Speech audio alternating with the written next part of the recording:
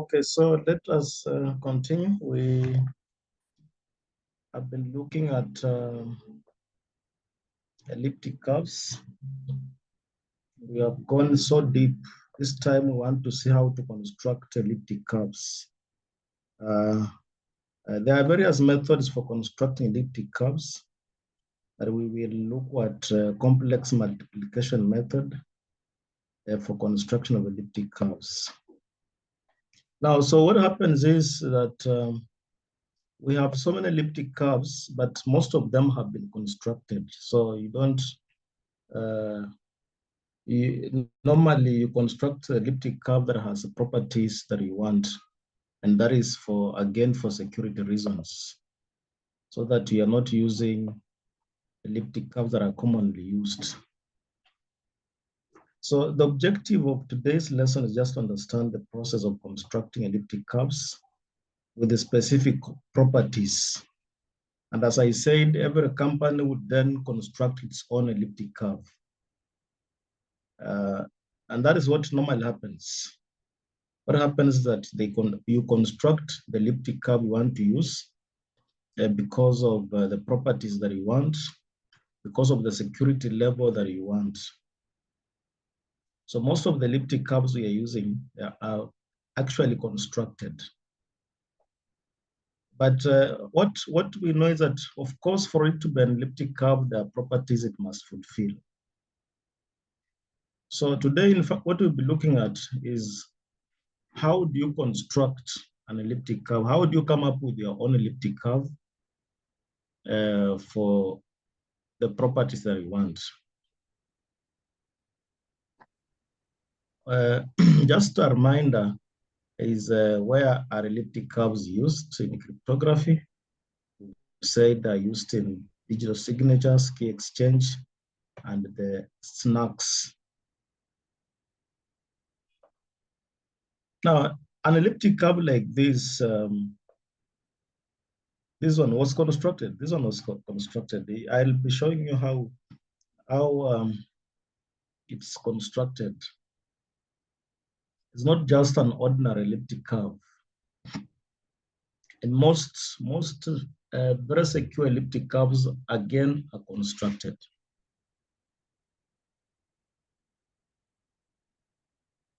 So why do you want to learn how to construct? So we are saying that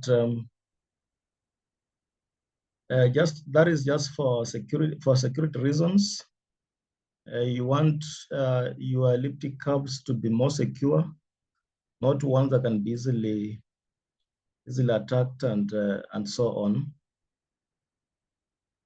And so because of that, you may now come up with the properties that you want your elliptic curve to have. And so that is why you then construct the elliptic curves. The other point I've said that pairing-based proof systems rely on pairing-friendly curves, as we saw in our last lesson. And these pairing-friendly curves, we saw they have low embedding degree and they have a specific security level. The examples of pairing-friendly elliptic curves we saw are this and others. And all of these we are saying, again, they are constructed. People came up with these elliptic curves. So constructing such curves from scratch requires careful controlling of parameters, like point counts. You want to know how many points the elliptic curve would have. There are things we call trace of Frobenius, and I'll be looking at this in a few minutes. So these are the things that we then be looking at when we want to come up with an elliptic curve that is more secure. So you want to see how many points do I want my elliptic curve to have before I construct it. So if you want an elliptic curve that has 1,000 points, for instance, what do you consider to come up with that elliptic curve? Now, so the method we'll be looking at, and of course I said that there could be various other methods, but we'll be looking at complex multiplication method. So today, of course, we will not go deeper into this method. but we'll be looking at, first of all, what is required for you to then, before you go to this method, what do you require to know before you use this method of complex multiplication? Now, but most of the things, again, we've already learned, things like polynomials we already have. So what we'll be looking at is how do we calculate the curves J invariant, the curves J invariant, and of course, I'll be telling you what that is part of the things we need to know before we get to know how the method works to construct elliptic curves. So as I've said here, we'll then be looking at just a step-by-step method of method of constructing elliptic curves that are tailored to the specifications the company wants and so on. So of course, I'll be taking through various examples of how this method is used to construct elliptic curves like this and so on. So what are we supposed to know before we get to construct elliptic curves? I had talked of the trace of Frobenius, and this is what I want us first of all to look at. Now this one assists us just to estimate how many points the elliptic curve we want to construct would have. So I've said one important property of an elliptic curve is the trace of Frobenius, and this helps us to estimate the number of points on the curve. So supposing this is the elliptic curve, mod Q over finite field. So this finite field is FQ, finite field. This finite field, you can see its order, the number of elements of the field, not the elliptic curve. The number of elements of the field are Q. Now this would help us now get the number of elements on the elliptic curve. These are number of elements on the field. Our field is FQ. Now, so we can estimate the number of points. We can estimate the number of points on the curve by this formula. So the number of points on the elliptic curve, this is the order of the elliptic curve, the number of points. If the identity, the point at infinity is added, then we approximate that the number of points will be equal to Q plus 1 minus T, where T is the trace, where T here is the trace, and Q is the order of the field. So this is just an approximate. They are approximately this. They could be more, so, but slightly. They cannot be very much far from this. They are not exactly this, but they cannot be far. So what is T? T is supposed to be less than or equal to 2 times the square root of Q. Remember that Q is the order of the field. So this formula gives us approximate number of points on the elliptic curve that we want to create. Now, so that is the formula. And I've said this formula tells us the number of points on the curve is very close. The number of points on the curve is very close to the size of the field. Because look at this. Let me just take you back there. The size of the field is Q. We've just added 1 and then subtracted a number that is less than 1. No, it's greater than 1. This number is greater than 1. Because it's 2 times the square root. It's 2 times the square root of a number. So the least this number can be is 2. The least it can be is 2. So if your field is F5, for instance, if the field is F5, we're estimating that the elliptic curve on this field, the elliptic curve that you want to create on this field will approximately have 5 plus 1 minus 2 multiplied by the square root of 5 points. Would have approximately this number of points. So it's not exactly this, but what we know is that the number of points, therefore, number of points, what we know is supposed to be in this range. Supposed to be in this range. Supposing this is on the, this one can be on the left. This one can be on the left, and like 5 plus 1, and then minus root 5. And then on the right, we can have 5 plus 1, then plus root 5. But what we are saying is that it should be between this. It will then be between this range. It will be between this range. But this point says they're very much close to the field, the order of the field. So it's not very far from the order of the field. Like the example we've been looking at, we've been looking at the example, in our previous examples, we've been looking at this curve, 1, 1 over F5. So F5 has the order of the field is 5. But now we found that this elliptic curve had 9 points. Now, does 9 lie in the range here? Let's see. 5 plus 1 is 6, and then minus, this is 2 times root 5. What is 2 times root 5? Just check my calculator here. So this is 5 plus 1 is 6, then minus root 5, 2, no, then minus 2 root 5. So the left side we have, I'm finding something like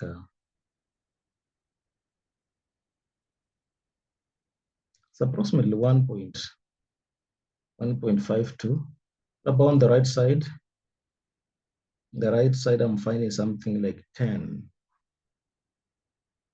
point something. So you can see that the number of elliptic curves are in this range. They cannot go beyond the upper side, and they cannot go below this.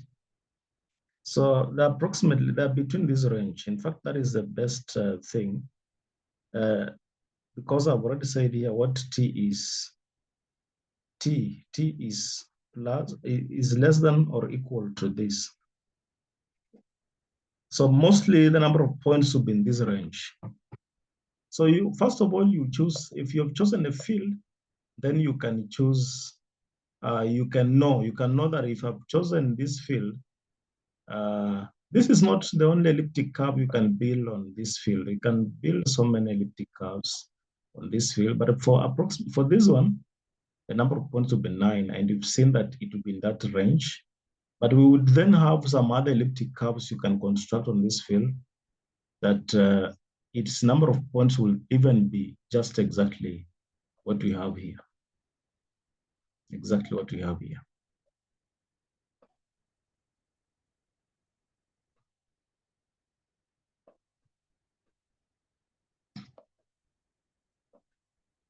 Now, so then I've said, for us to construct elliptic curves, which is our mission today and then day after today, is to understand that the relationship above is very important for us. We need to know how to get the trace, because the trace will then influence the curve's order. It will tell us what the order is. So this is what I call the trace. Is less than or equal to 2 times the square root of Q, where Q is the order of the field. Now, how do we compute the trace? How do we compute the trace? So I then take you through an example of computing the trace. And I want just to take an example of the curve we've looked at and the field is F5. We know that this elliptic curve would have 9 points, and the order of the field is 5. So how do we get the trace T? The trace T, after knowing that this is 9, the trace T will be 5. Okay. 9 is, we just make T the subject of the formula. Just make T the subject of the formula. This is 6. Take the other side of the equal sign. It gets 9 minus 6, which is 3. And this is negative T. And so what about T? T will be negative 3. T will be negative 3. Now, so what is negative 3? We said, of course, we said that T is supposed to be, so this is our T. Is it true that it's less than or equal to that? That's what I want to verify. Is it true that it's less than or equal to that? So I tried to compute the square root of 5, and I found it was approximately this. So I then notice that if I multiply by 2, it will be 4. So I can see that 3 or negative 3, which we got, is less than 4. I just truncated, or ignored the decimal. So that means that 2 times that is less than or equal to this. So what I just mean is that this is how we get the trace, and I was just verifying that the trace indeed is less than or equal to 2 times root 5. That's what I was just that's what I was verifying, because I can see root 5 is 2 point something. So if I multiply by that, the trace will be less or equal to that. If it goes up, it will be equal to it. But now, that is how we calculate the trace. That's how you calculate the trace. And we'll be seeing how the trace will be very important for us going forward as we calculate, as we construct the elliptic curves. I want to take another example of how to construct, how to get the trace. And again, I take an example that we've been looking at. So the example of this elliptic curve is just y square is x cubed plus 8x plus 8. 8x plus 8. Now this elliptic curve, we said it has 20 points. So how do you find the trace? So 20 is equals to, the order of the field is 13, and then plus 1 minus t. So this gives us 14. Take the other side to be 6 is negative t, and therefore t is negative 6. So this is our trace. So again, I just wanted to verify that it's less than or equal to this. So 2 times root 13 will be greater than negative 6. And now that is the trace. That's how we find the trace. So it's not very hard to find the trace. And of course, we'll be using this trace to construct elliptic curves. So the other thing that we require to construct elliptic curves is what we call the J invariant. But before that, let's look what this elliptic curve we'll again be revisiting it. This sec P 256. This one of the elliptic curves that is commonly used in application. Okay, the field has this order. This is the order of the field. It's a very big number. And the group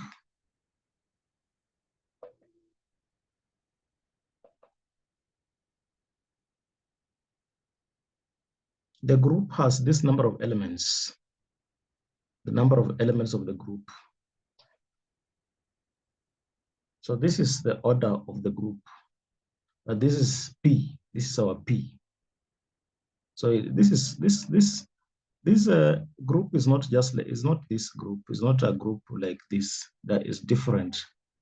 Like you see, if it were like this, then we would say that this is the order. But this is a very different group. It's not ZP. So this group, the field is P,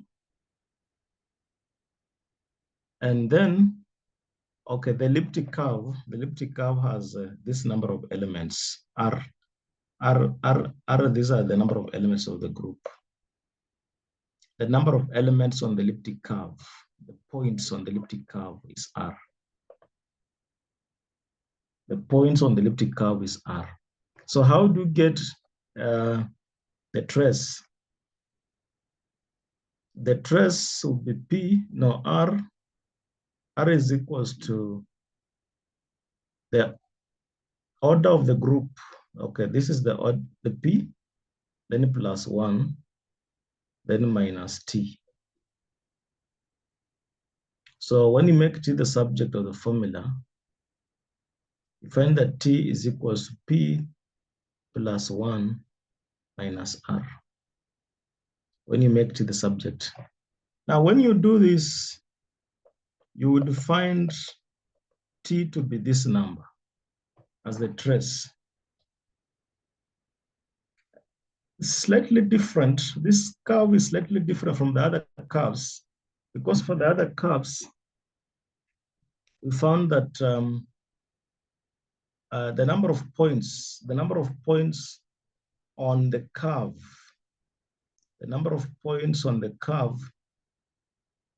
are close.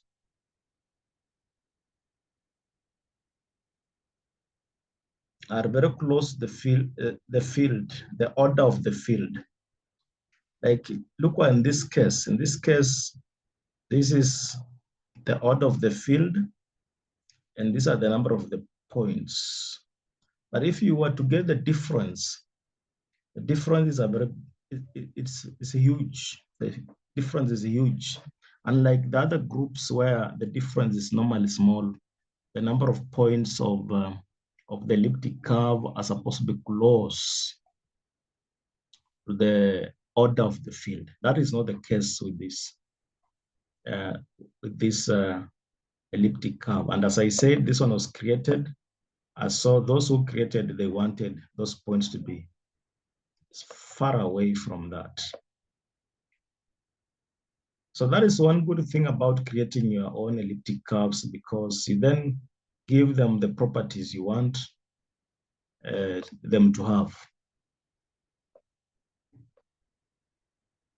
So that one I've explained it here. I've said, although this contains fewer points than the field size, the difference is not something that we should focus on. The order of the curve remains extremely close to the field size, which aligns with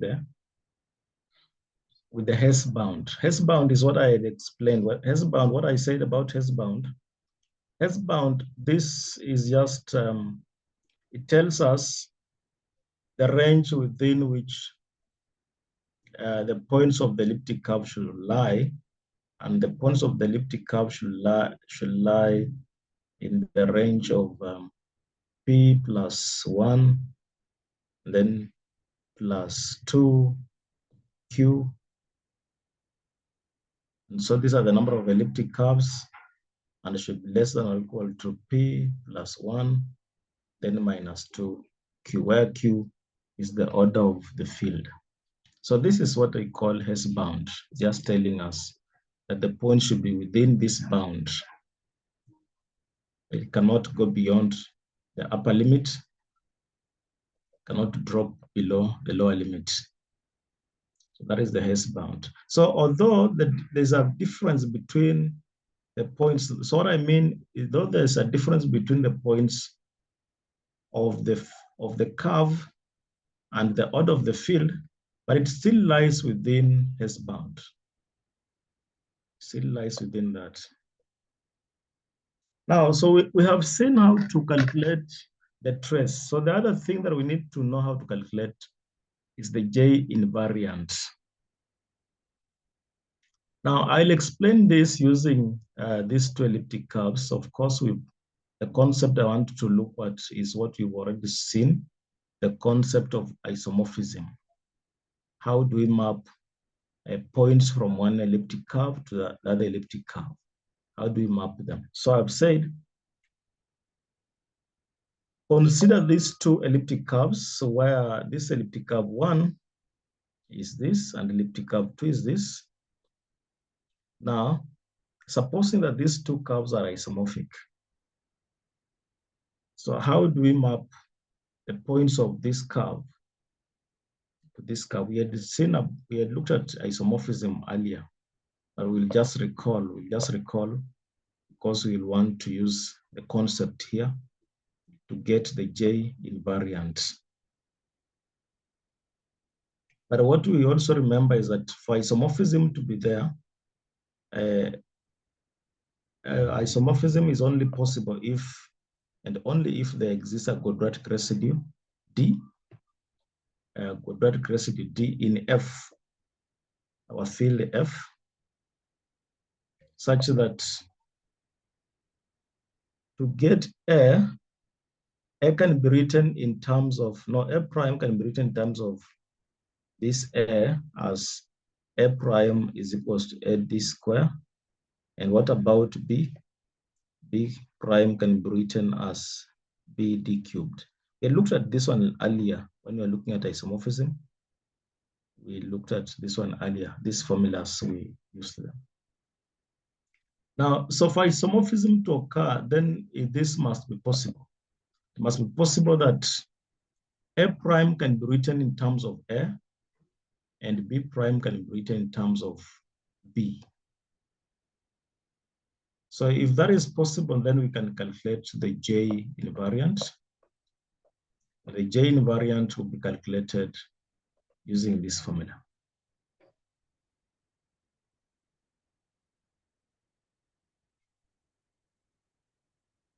Now, so what is this? J invariant of this elliptic curve on this field will be given by 1728. This is just a formula. 1728 times 4a cubed divided by 4a cubed plus 27b square mod q. So this is how you calculate the J invariant. And I'll take you through a few examples on how to do the J invariant. Then in the next lesson, we'll be seeing how to use now the trace and the J invariant to construct elliptic curves.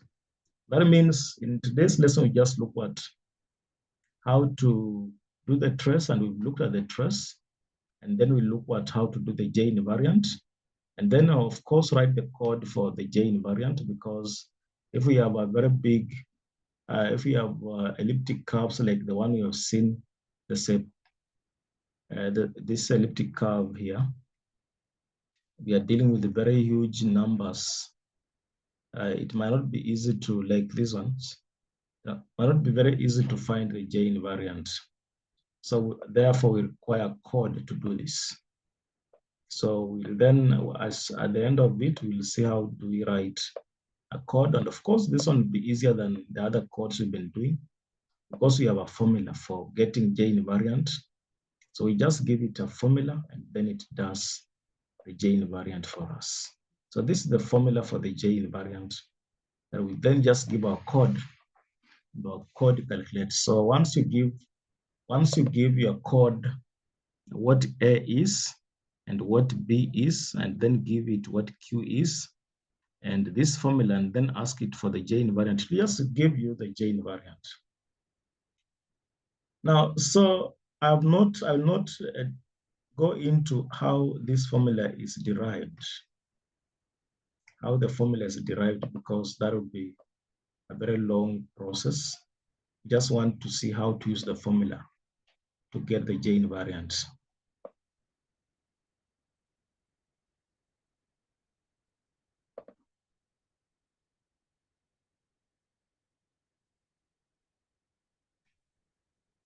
Now, so therefore, apart from the conditions we've talked about for two curves to be isomorphic, we are saying that we can also say that they're isomorphic if they have the same J invariants.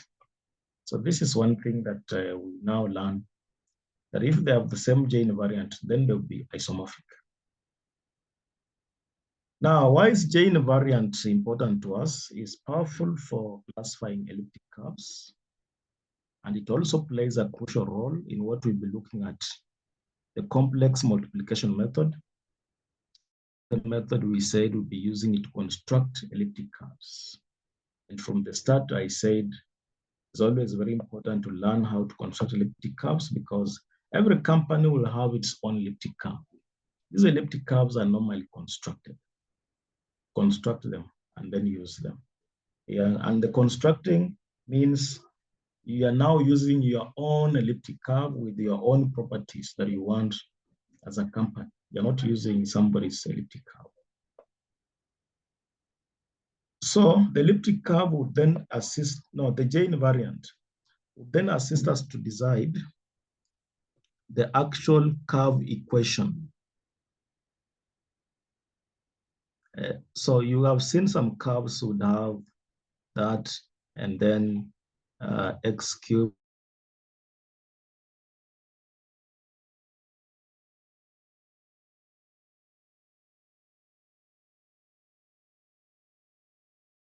others have ax plus b, others have, and so on. So every company has its own. So it's the J invariant.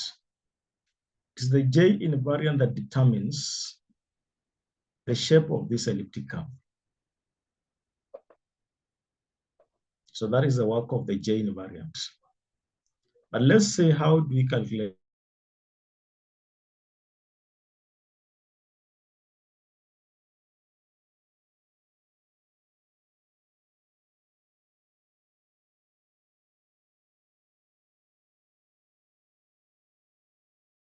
this fraction, 4a cubed over 4a cubed plus 27b squared mod q.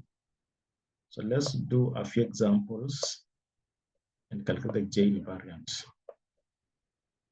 I'll begin with the easier graph, elliptic curve we've been looking at, where a is 1 and b is 1. This is the elliptic curve. Y square is x cubed plus 1x, then plus 1. Now, at this point, we know the curve, we know the equation of the curve. But now what we'll be doing later on, I'm just showing you how to get the J invariant if we have the curve. But now, supposing we have our own J invariant, how do we come up with this curve? This is what we call constructing elliptic curve. So that's what we'll be doing. We come up with our J invariant and then come up with the curve. Come up with the curve when we have the J invariant with us. That's what we'll be doing. But at this point, we want to begin from the known and then move to the unknown so that we know how the J invariant is important and how it is computed. Now, so to compute the J invariant, we just use our formula, 4a cubed out of 4a cubed plus 27b square, multiplied by that mod that. So the numerator, of course, is 4, and the denominator is 4 plus 27, which is 31. But of course, if you don't want 31, you can just reduce mod 5, because we are doing it mod 5. So you can reduce 27 mod 5, and that will be 2. That's what I did. So I did that. That will be 2. And then, of course, you can see that the numerator is 4, and the denominator is 6 mod 5, which is 1. And you're multiplying that by 1728. So it will be 1728 times 4. 1728 times 4. You've seen how the denominator has gone to 1, because it's 6 mod 5. Now, we also know that this number on the left side, if 5 were to go here, the remainder will be 3. course, this number is 8. So if 5 were to go here, the remainder would be 3 in the entire number. 5 were to go there, the remainder would be. So this is therefore 3 times 4. 3 times 4, and we are doing it mod 5, which then becomes 2. So the J invariant, therefore, is 2 for this elliptic curve. That is the J invariant, is 2. But what is interesting is, if you have the J invariant, how do I come up with a curve? That one we'll be looking at it next lesson. But for today, we have the curve. What is the J invariant? For this curve, it's 2. Okay, let's look at this other example. This is another example we're looking at. So the J invariant, of course, the formula we have, it is 1728 times 4 times s cubed out of 4 times a cubed plus 27 times b square mod 13. Mod 13. Now, so we can simplify.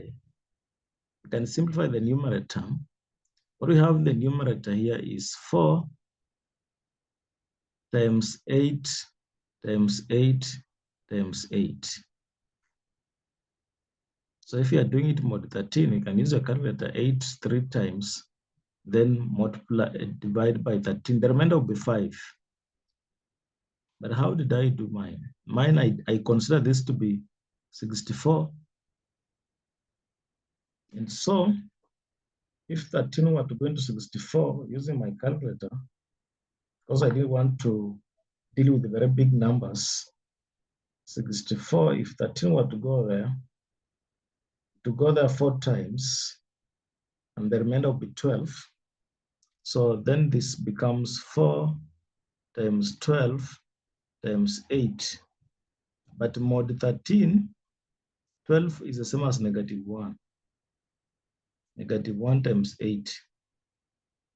So -1 times 8 is -8. 4 times -8. But -8 mod 13 is just 5. You add 13 to that, it will be 5. So that's why I got 4 times 5 in the numerator. That's why I got 4 times 5 in the. But you can still just take 8 cubed, then divide by 13 and get the remainder. Because 8 cubed, the calculator says that would be 512. 512. 512 divided by 13, go there 39 times. 39 times, and the remainder is 5. So you have 4 times 5. If you wanted, of course, you would just even multiply that by 4 again and get this one by 4. Okay, 4 times 5 would be 20. 20, if 13 were to go there, the remainder would be 7. That's why you see that 7 here. Okay, what about here? This one is the same thing. You can multiply. Oh, this is the same thing. This and this are the same thing. So if this is 7, if the numerator is 7, this is also 7. What about this? Mod 13, 27 will be at 27, 13 goes there. The remainder is 1, because this will be 26 times 2. The remainder is 1 times 8 square.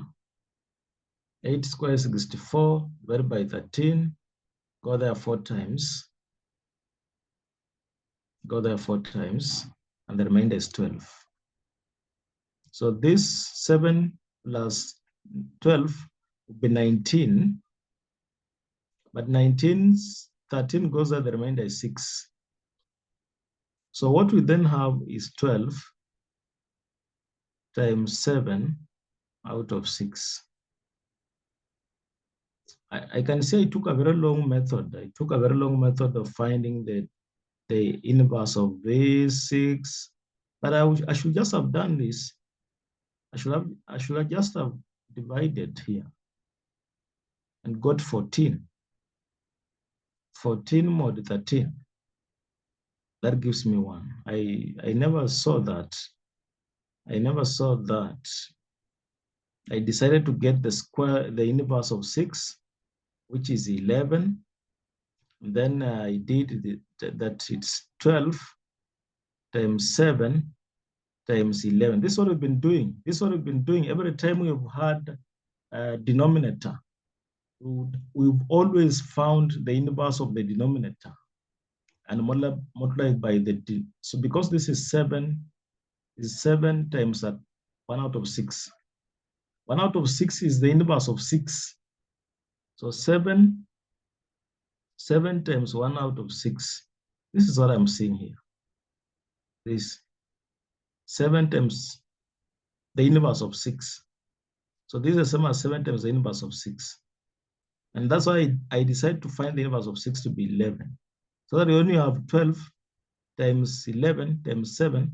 11 is just, 12 is just -2, no, -1 mod 13. Then times 7. What about 11 mod 13 will be -2. So then you have 7 times 2. This times that is 2, which is 14 mod 13, and this is 1.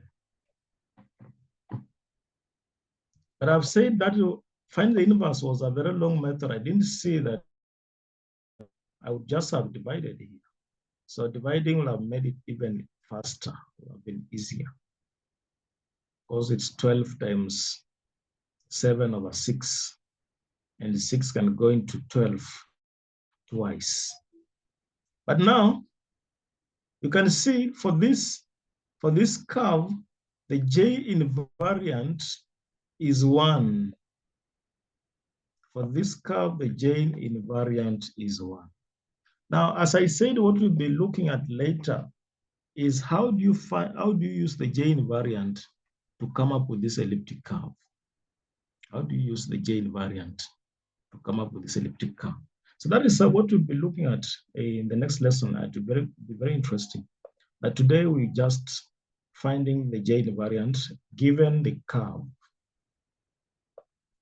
Now, so again, we revisit this curve and want to find the J invariant. Remember, we had found the trace. At this time, we want to find the J invariant. So we just use the same formula. But remember, for this curve, this is a very big number. The A here, I'll show you what A is for this curve later on. I'll show what A is and what B is for this curve. And of course, I'll show what P is. P is not this, not exactly this one. P for this curve is an equation. Is an equation. And that equation, now when you convert it, gives you this number when you convert it. So for them, when they're using this curve, P is not just this, the P you're seeing here. This P you're seeing here, you convert that equation to this P for purposes of writing the code. For purposes of writing the code, then that's what you do. That's what P becomes.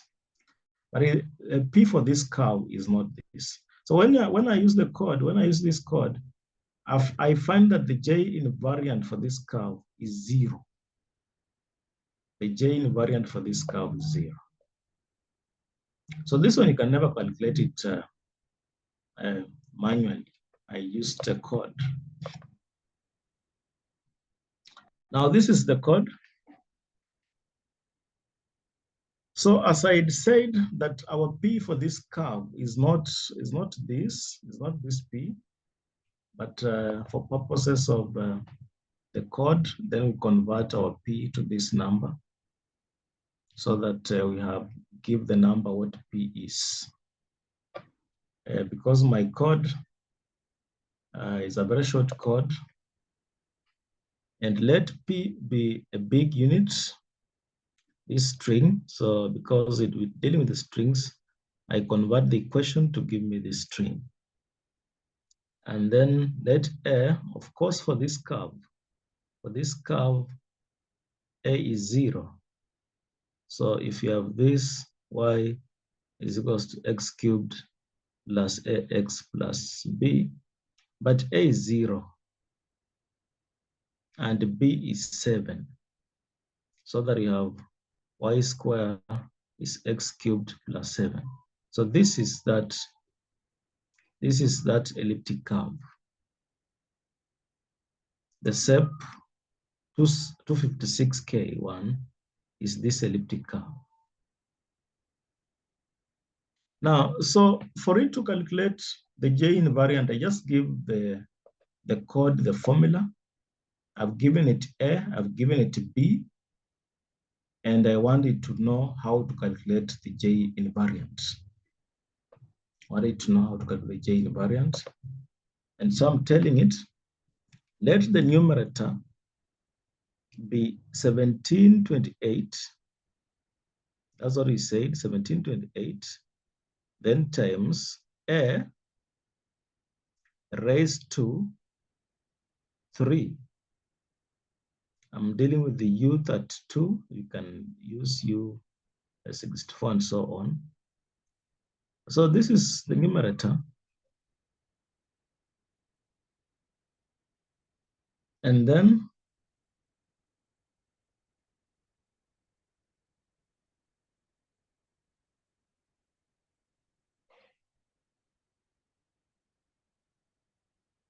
my denominator is 4 A raised to 3 plus 27 B raised to 2. So just give it the formula. Just give it the formula and it will be to do that. Then you're telling it to handle cases where the denominator is 0. Supposing this denominator becomes 0, because you know you can never divide by a 0. You can never divide by a 0. So if the denominator is 0, then let the J invariant be 0. Let J invariant be 0. So I said if denominator is 0, then the J invariant will just be 0. Else, where the denominator is not 0, J invariant will be given by the numerator times the inverse of the denominator. Times the inverse of the denominator. So that is how it then gets J invariant. Then it will print for you J invariant.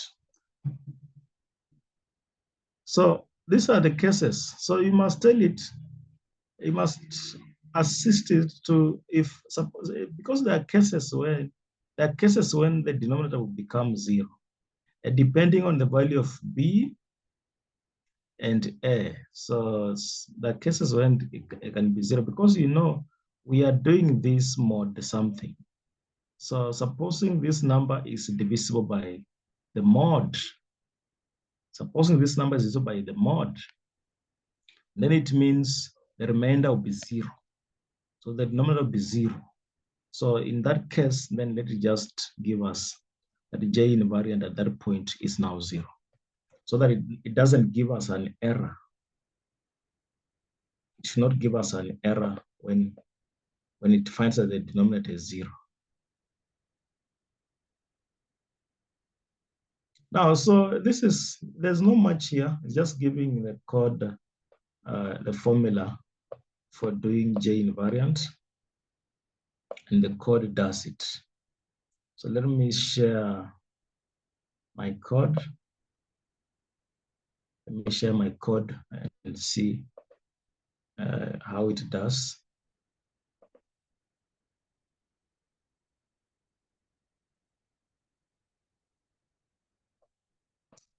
Actually, it's just the same code. I put the P there, and then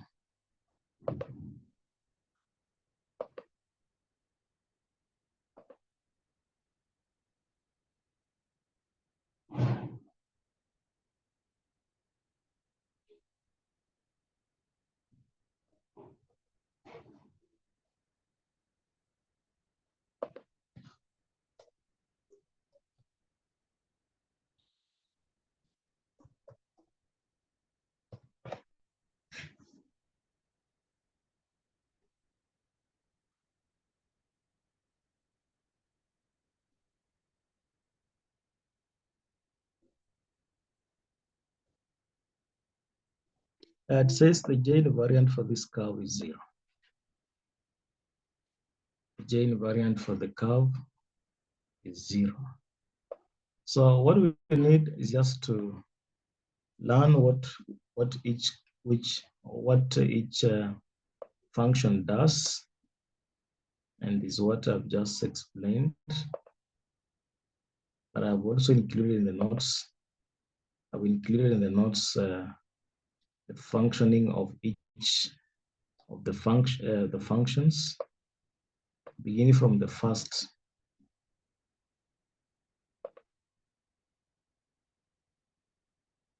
So we have to import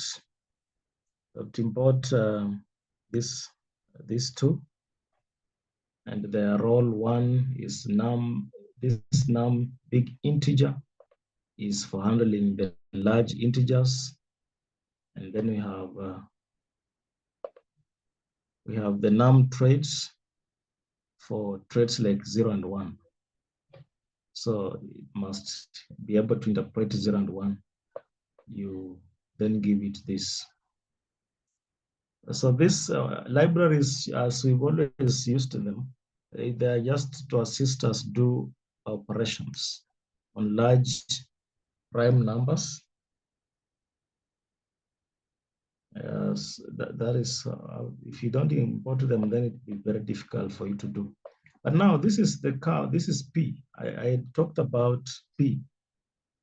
This is P, 2 raised to 256 minus 2 raised to 32 minus 977. So when you work out this, it gives you this.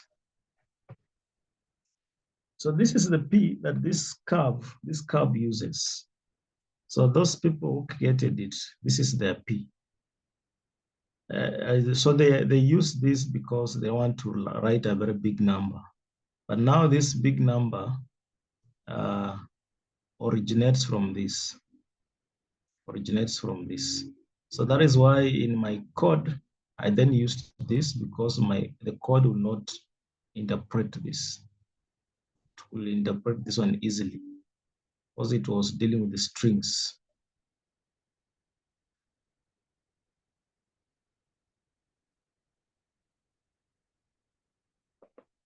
Now, so this is P for that elliptic curve.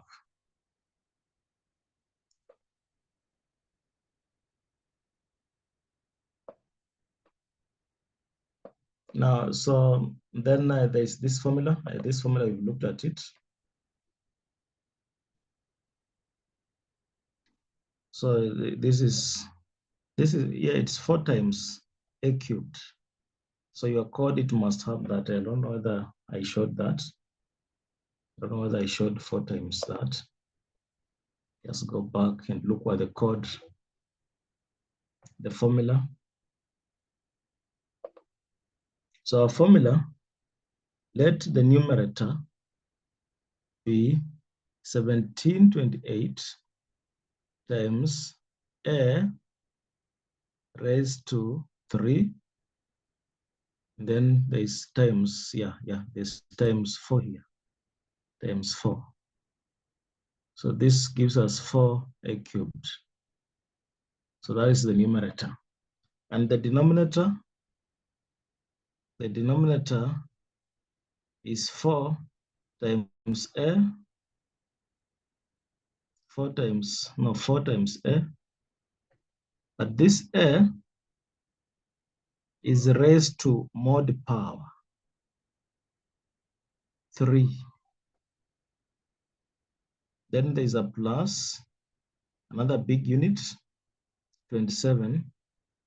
And the 27 is also multiplied by b raised to 2. So that is just a formula you write there. You write there properly, and the code will be able to understand that formula and then use it.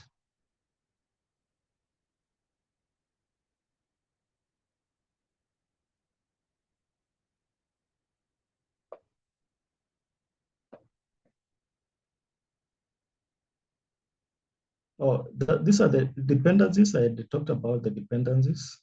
Dependencies, sometimes they change from time. You update, you keep on updating dependencies. Sometimes they keep on upgrading. So like our case, what were the dependencies?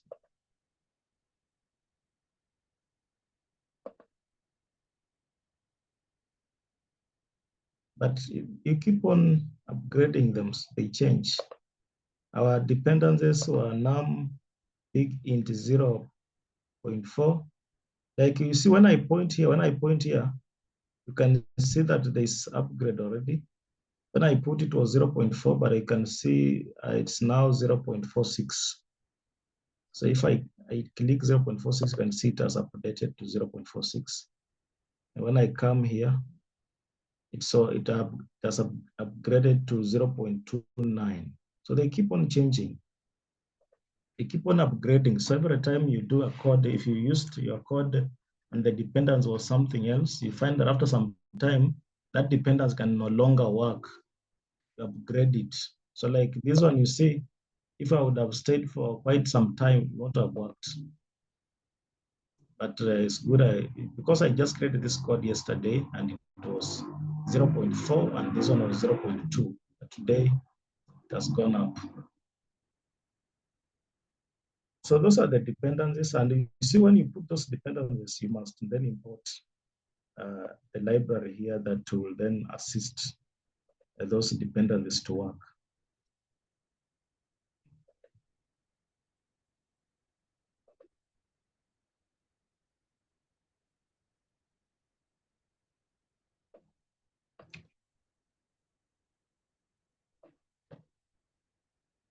Now, so I'd already talked about the curve. This is the curve, the P, that's the P for the curve. And when you're writing the code, I already said it's easier to convert this. This is just a number. You can use your computer to convert this to a number, convert this to a number, convert this. This is already a number. Okay, convert it to a number you can understand. Then after that, subtract. A calculator can do that. Although it will be a very huge number for a calculator, so you can do it with a computer, or you can even write a code to do this for you. Then you just copy it and insert it.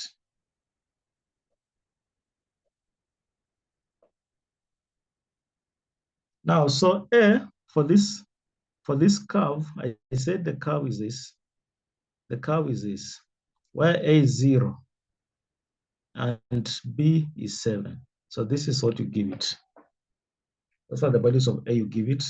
And it then just, if you put here A and put B here, you should be able to get the invariant to be 0.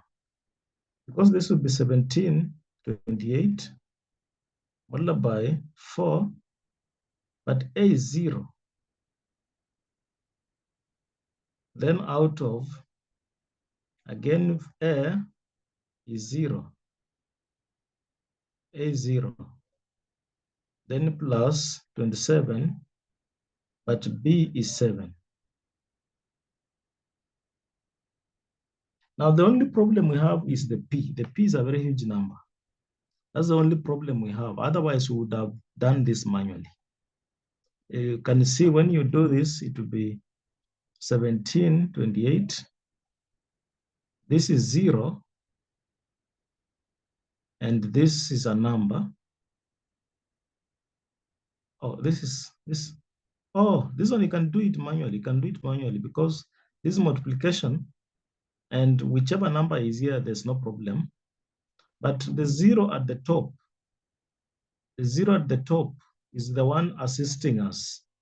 You can do it manually because now zero at the top multiplied by 1728, the whole thing becomes zero. The whole thing becomes zero. So this one you can do it manually and it gives us zero. But now we use the code again and the code was able to give us the same zero.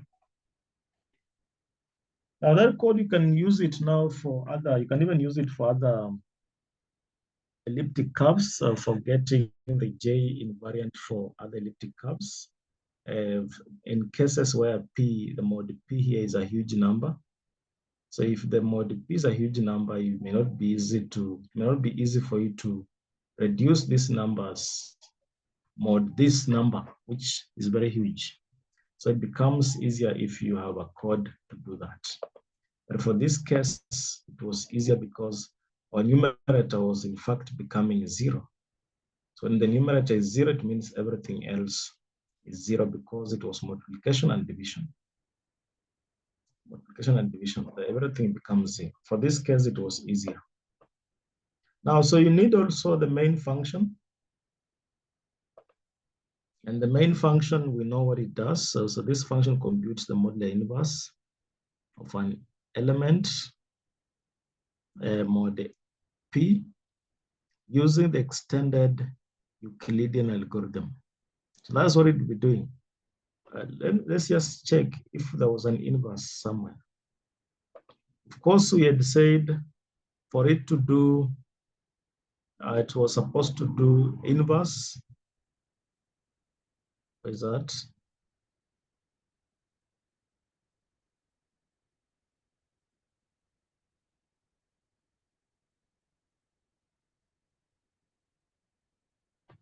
So the main function begins from the top.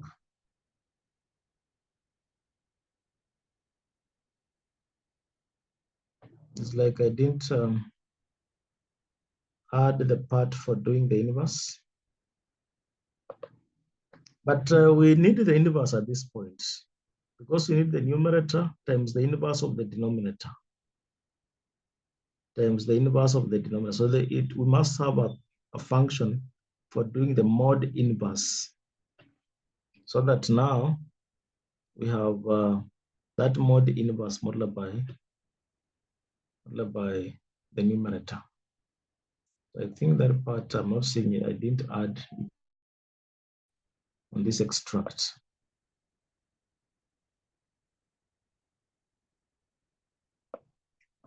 We see the code, we only had the main function and the main function was doing all these things. So it requires to have a part for doing that. So that's why we said here that this function computes the modular inverse of the element of an element here using the extended Euclidean algorithm. The modular inverse is required in the division. So this is, I don't know how I forgot to, but this is the part for doing the mod inverse. The function for doing the mod inverse. This is the function for doing the mod inverse. So it ensures that after you've found the mod inverse, then if you have anything in the denominator and there's a numerator here, so this will be same as n times the inverse of the denominator. So then the denominator would then compute the inverse and multiply by the numerator. So that is, if you are doing that, you ensure that you add this part for doing the mod inverse. I think that is what to cover today, unless somebody has a question. So today we just wanted to see how to construct elliptic curves, but we've not gone into the construction itself. Today we've just tackled the requirements. What do we require for us to be able to construct the elliptic curves? And for us, we said then we require the trace. and the J invariant. So today we then looked at how do we calculate the trace and how do we calculate the J invariant, so that now when we meet on Thursday, we use the trace and the J invariant now to calculate, to construct the elliptic curve, and we'll be using the method we said, complex multiplication method. So we'll be looking at how that method then works. Okay, any question?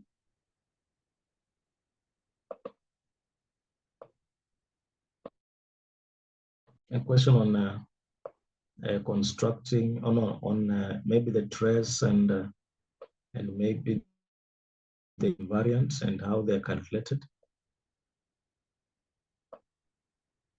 Okay, if there's no question, then we'll meet on Thursday.